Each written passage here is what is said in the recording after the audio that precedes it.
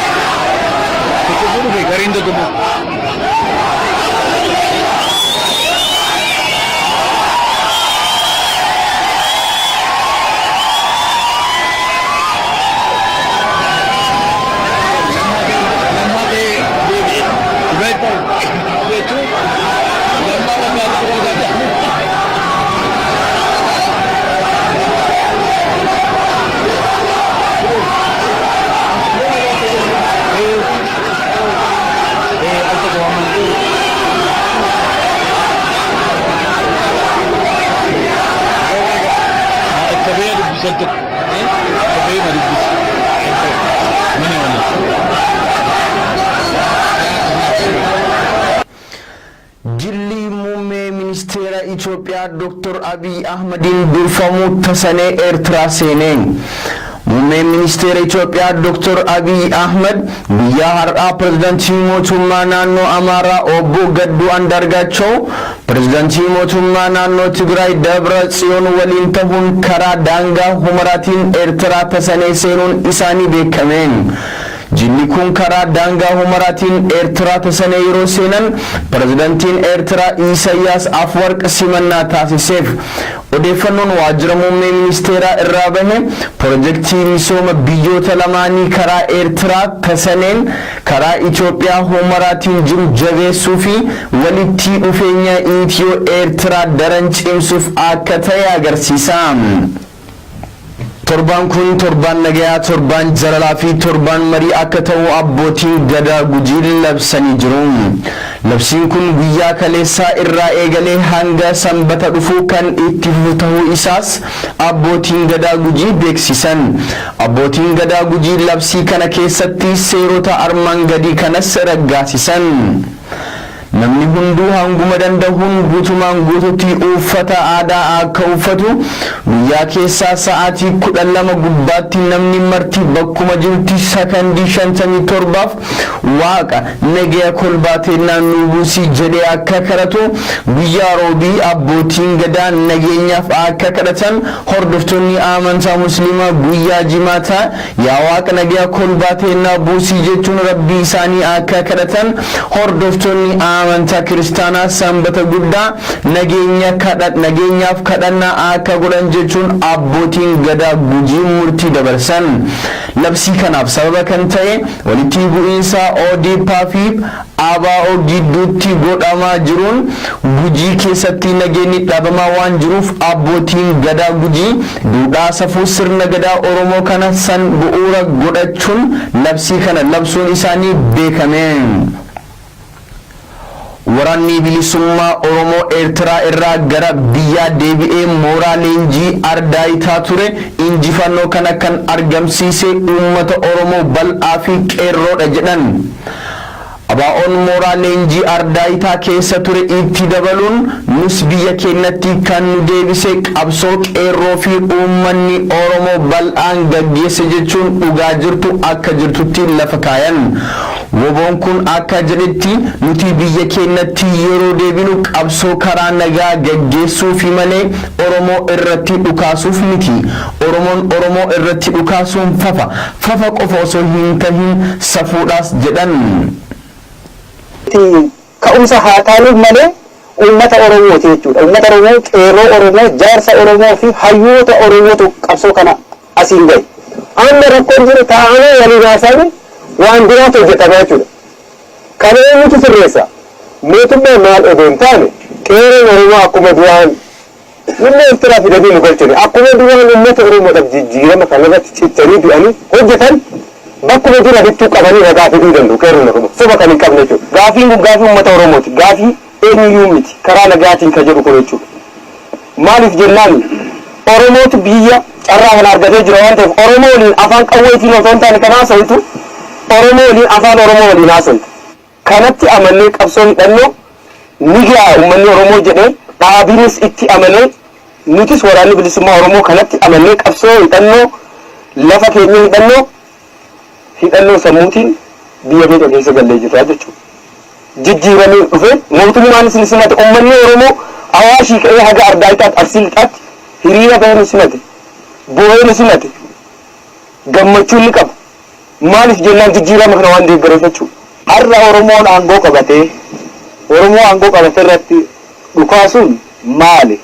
Qabsaa'onni Oromoo warroonni jennee of waamnu kun tokko keenya yeroo qalamaa fi sammuudhaan qabsoofnu malee yeroo Oromoon aangoo irra bahee kanatti wanti rasaasan walitti qabsoofnu tokko hin jiru. Ammoo jijjiirama kun lamaan aangootti inni naqeeti biyya sana keessaa nan galee dheesaa abdiisin qabu jechuudha. Tokko wanta yaadisiin beeku nan galaas quban qabu achittiin du'aa achittiin badaan eegaa ture jechuudha. Uummata ofii keessa ta'anii uummata ofii kakkaafatanii uummata ofii gammaffatanii walii qabsaa'uu hin danda'amaa jechuudha. Guyyaa Dooktar Abiyyiin Asmaraa dhufu dhaabonni adda addaa achi keessa turan jechuudha. Dhaabota adda addaa hunda ture jechuudha. Kana keessa inni dhufee garuu Oromoo duwwaa qabsiise jechuudha. Kun maal kabajaan saba isaatiif qabu agarsiisa jechuudha. Oromoon bilisoomni nama naa ta'u argadhu jedhe baadiyyaatti kaaba kibbatti maaliif lola labsaa? Kana yeroo nu Eertiraa keessa teenyeetiin Hararge irraa ka'ee haga Boorana Muuzaleetitti Oromoon dhumaa ture. Nu bobbaasaa yennee gaafanne. Itti gaafatamaan damee dantaa waraanaa maal kan jedhu nu deebisa gaafii ar'aabbeedatti namni bobbaa gaafate diina wayyaanee isin ergale hin jedhe jechaadha.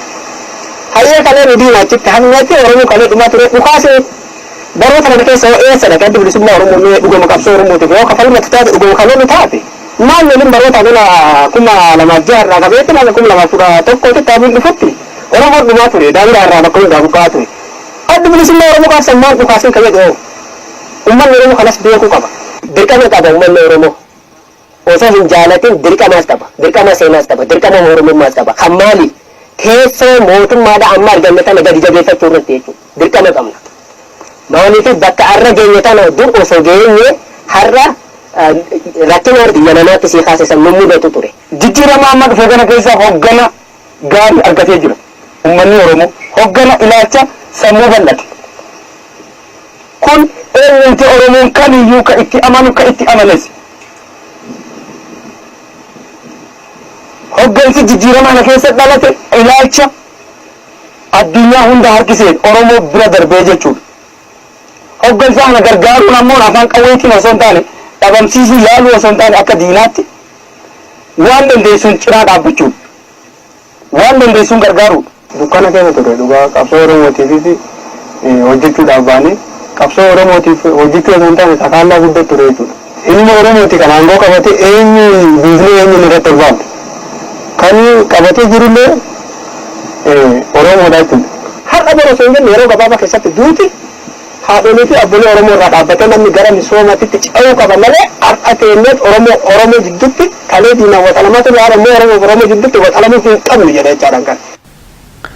Hoogganaan paartii koongirensii federaalawaa Oromoo Dr. Mararaa Guddinaa biyya kana raasee wayyaanee bakkaa kaasee nus mana hidhaatii nu yaasee Dr. Abiyyiif Lammaa Magarsaa masaraa miilii kan galche ol aantummaan qeerroo Oromooti eenyullee injifannoo kana saamuu hin danda'u jedhan.